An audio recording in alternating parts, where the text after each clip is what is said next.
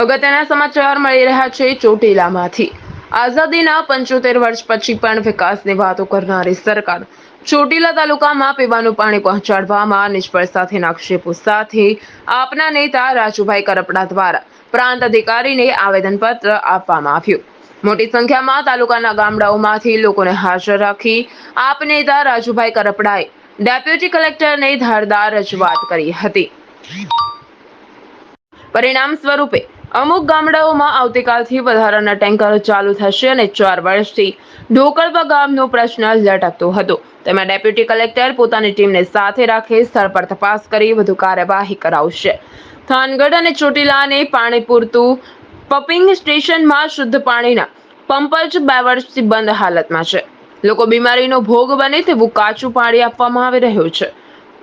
Chlorination પણ થતું નથી, ત્યારે જવાબદારો સામે કાર્યવાહીની માંગ કરવામાં આવી હતી અને જો 2 દિવસની અંદર પાણીની સમસ્યાનો ઉકેલ નહીં કરવામાં આવે તો ગાંધી માર્ગે ઉગ્ર આંદોલનની આપના નેતા રાજુભાઈ કરપડા દ્વારા ચીમકી આપવામાં આવી હતી।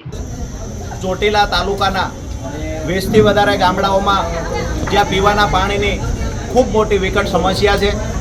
પીવાનું પાણી લોકોને મળતું નથી। પૂરતા પ્રમાણમાં ધોળીધજા ડેમમાં પાણી હોવા છતાં પીવાનું પાણી ગામડાઓ સુધી પહોંચતું નથી, એટલે ક્યાંક ને ક્યાંક વ્યવસ્થાનો અભાવ જોવા મળે છે। આજે અમે પ્રાંત અધિકારી સાહેબને જે ગામડાઓમાં પીવાનું પાણી નથી પહોંચતું એ ગામડાઓની યાદી આપી છે।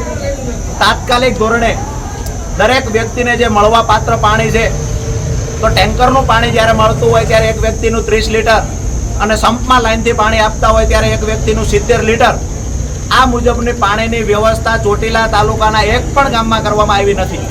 તો તમામ ગામડાઓમાં પૂરતા પ્રમાણમાં પાણીની વ્યવસ્થા થાય એના માટે રજૂઆત કરી છે। પુનિત ઠક્કર, GTV ન્યૂઝ, ચોટીલા।